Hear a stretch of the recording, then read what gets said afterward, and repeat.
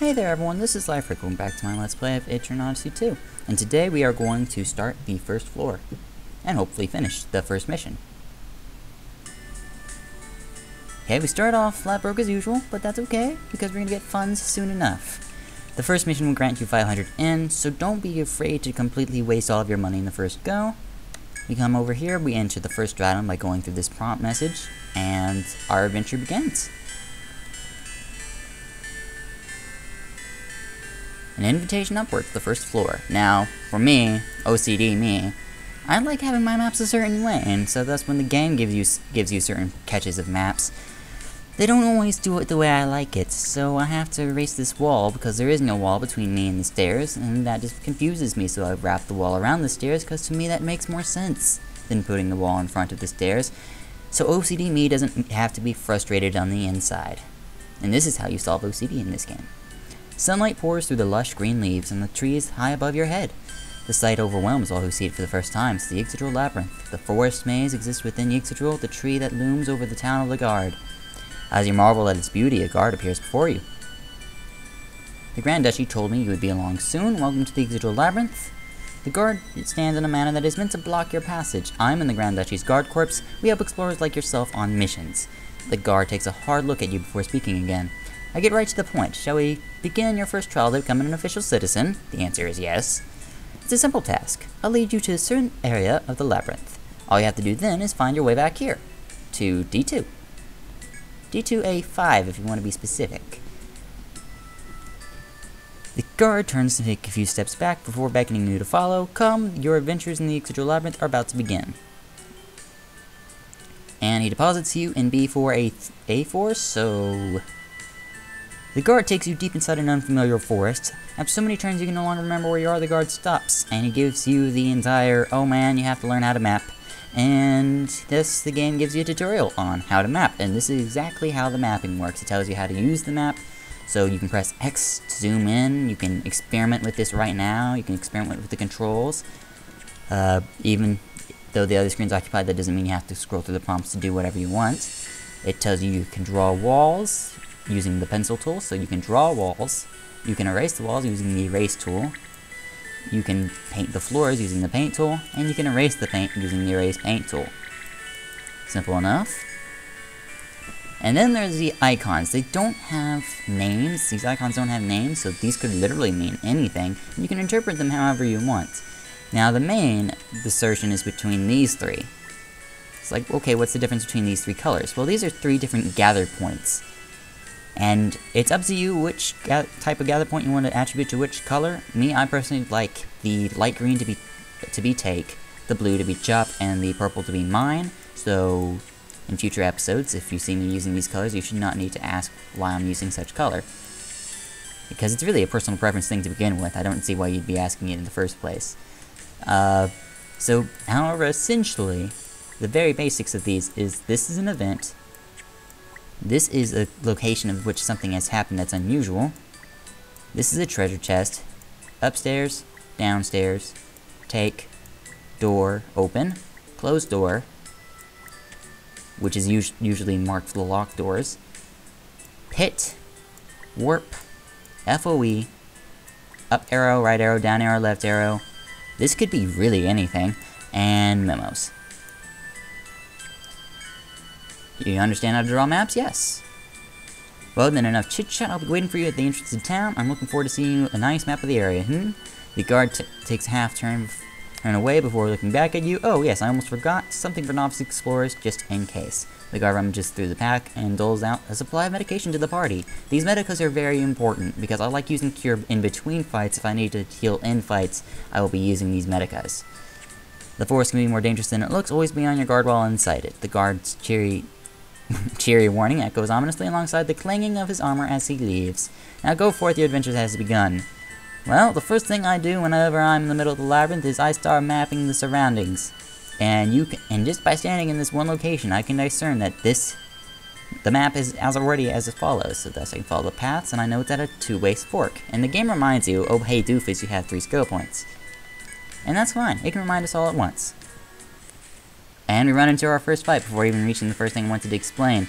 Alright, double hedgehogs. The double hedgehog set. Hedgehogs are a relatively weak enemy that you're going to be finding very often in these lower floors. So let's go ahead and send a Viper one ways and just kind of attack, have everyone attack it at once. I usually wouldn't use Viper. I can kill it in one turn without Viper, but if somebody misses, then I completely sacks the whole kill it in one turn idea. So just in case someone misses, I like to use Viper. It has 45 HP, last I checked. So we should be able to kill it like so, and Anna's attack goes towards the other one. Let's go ahead and turn the auto on. You're going to find that just like my O3 LP, that I am very lazy and like to turn on the auto whenever I can. And that ends the first fight, but we didn't obtain anything. My bad luck is just apparently the Let's Play curse has already had its goings with me and says, nope, I'm not letting you have anything today, and it makes me sad. Up here is an event. It is a class-specific event that doesn't do anything anyway, so we're just going to ignore it. Actually, I'm pretty sure it does something, but I don't have the class that's required to use that event to its full extent, so we're going to ignore it. Large box, open, get a nectar. Great. Fill it in with paint, move on. Run into our second fight of the day. Man, running into fights like crazy today. Let's have everyone use their basic attack on the hedgehog. See where that gets us. Hopefully no one will miss. And it shall be so. Have it press the L for auto, and everyone will attack the woodmine. And that gets us out of that fight as well. We've got our long pen, which is the hedgehog conditional item. We got a rat needle, the hedgehog's common item, and the husk shard, the woodmine's only item. Okay, continuing on south through this long corridor. Let's go ahead and cure up the... No, let's wait a little while. Let's wait until the encounter gets the encounter marker on the lower right of the right screen. There is a green circle. That is the encounter. And when it becomes red, you're about to run into a fight. That's, in general, how you know when you're about to run into a fight. In some areas, it will turn from blue to red extremely fast. In other areas, it will rise very slowly. Some areas, it won't rise at all. So keep that in mind as you explore. Using the paint tool, we'll mark in the other walls. And because we're about to run into a fight, it will be a good opportunity to just start healing everyone up to health. Let's go ahead and swap in the medic into the front row. This seems like a dangerous move.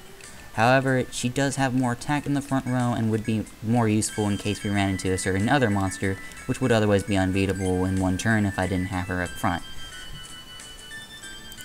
Moving forward, there is a northern exit and an exit to the west. We'll be in this door in a second after this upcoming fight. And we run into two hedgehogs again, so because we've already done this, any set we have done before, but I feel like doesn't need to be shown again, I will cut out, like so. And that is how I cut out fights in this game. The enemy is based on sets, and usually when you face the same set again, you're going to do the same thing. Typically, anyway. Sometimes different situations arise depending on who damages who and what happens and when. But anyways, go ahead and enter this door. You did not need to heal Eric, I don't think. As you walk, you come across a sea of colorful flowers, and this is just asking for death, but you're gonna do it anyway, just to give the game a chance, and it turns out that it heals you. Yes, anyone who's played EO1 knows this event very well, is that if you said yes to a rest, that you would get swarmed by venom flies, and in this game they switched it, they swapped it up. In the third game, they didn't do anything. There was no venom flies in the third game until the end. So essentially, yeah, in this game you want to say yes to that event and it will heal you. If you say no, you'll get swarmed by 3 venom flies, and it's pretty safe to say your game is going to be over. There are some teams you can build at the beginning of the game that can actually handle them at level 1, and it does take quite a bit of luck with that too, so why take the chances? We're going to be down that corridor in a little bit, so right now I'm just going to paint down it and just let you know it's there. Draw in some more walls, and we run into 2 moles. Alright, so let's swing a Viper here. Attack, attack, attack, and attack. Now this is where things go awry. If they both attack Linda, she's gonna die, for example. No, they both attack Gandra. And now to attack the other one. Eric, instead of using Viper, go ahead and send the Medica Gandra's way. And everyone else, attack the offending mole.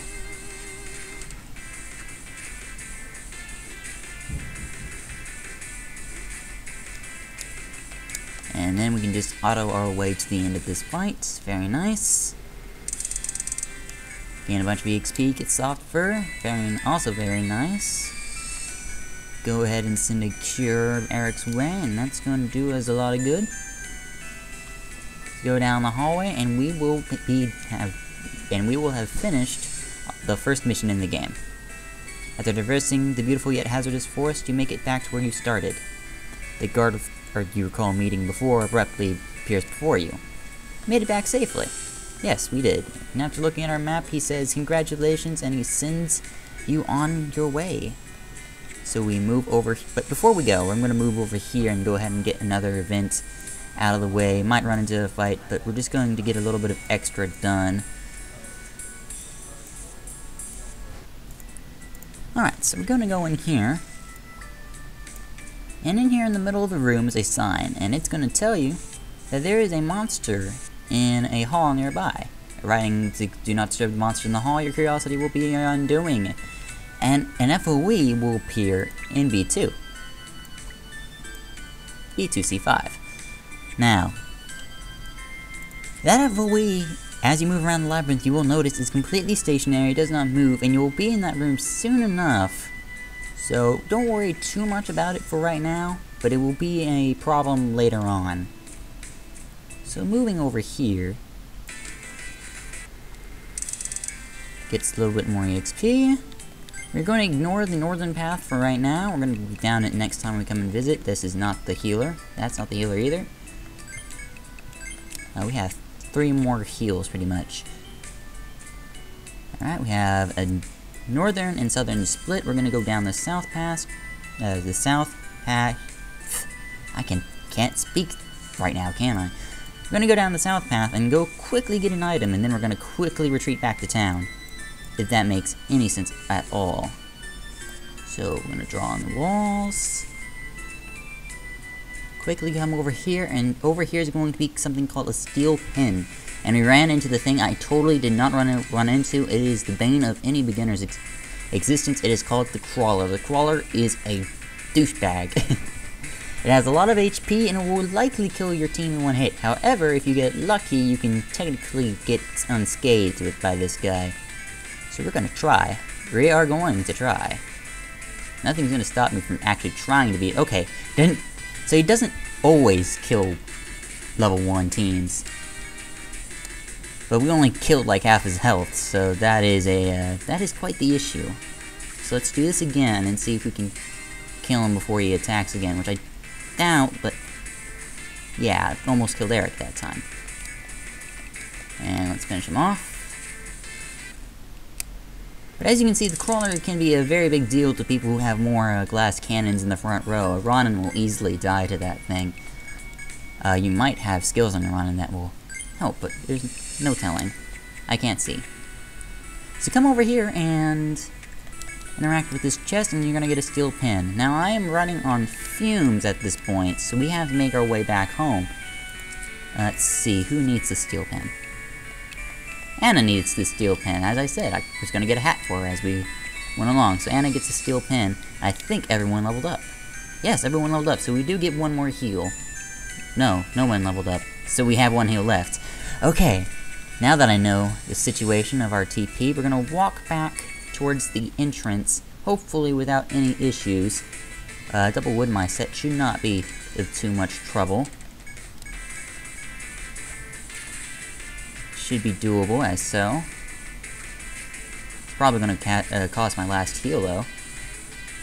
Alright, wood mice sometimes use shell, which like pretty much triples their defense, makes it, well, doubles their defense, and makes it harder to deal damage to them, allowing them to attack more freely. It's not too big of an issue, but it can be. And everyone gets to level 2, and then everyone gains a level. Eventually, people are going to start dying, and the EXP is going to be less and less evenly distributed amongst everyone. Just don't worry about that too much. That had to happen, right? And you never lose the XP. If there's 4 people alive at the end of a fight, the XP you get will instead be evenly distributed by 4 people instead of by 5, which actually means more XP for everyone who is live. I think Viper costing 5 TP is good for right now. I don't think raising its price is going to be too big of an issue, and the power rate's always good. So we're going to level up Viper again. Go ahead and get strength up to 1. We're going to want our medic to hit harder. Gandra, you need first level in Tornado. And Anna needs curses to 4. Flora, you need Slumber to 2. Alright. Move back north and see if we can't make our way back to the entrance without getting slaughtered by the enemies. It doesn't look like we will. And thus we are pretty much done. So we go back down and we're going to report to the Grand Duchy next time. So yeah, I may as well report to him right now. So let's report to the Grand Duchy that we have completed our first floor mission and have actually done quite a little bit beyond. Received word of your accomplishments. I congratulate you on your map-making skills. I hereby name you explorers of the Yggdrasil Labyrinth and citizens of High Lagard. As mentioned earlier, you have but one goal: climb the Yggdrasil Labyrinth and discover the lands said to lie in the skies above. I expect great things from you from here on out, members of Zaryan. Oh, and I nearly forgot. Take this as a token to the Duke's esteem and keep up the good work. Obtain the proof card. Obtain 500 yen. Alright. Now, I want to do shopping, but I think it's best that I save that for later, as this video is getting a little bit lengthy, so I'm going to end it off here. Thank you everyone for watching. I'm going to say bye now. Bye.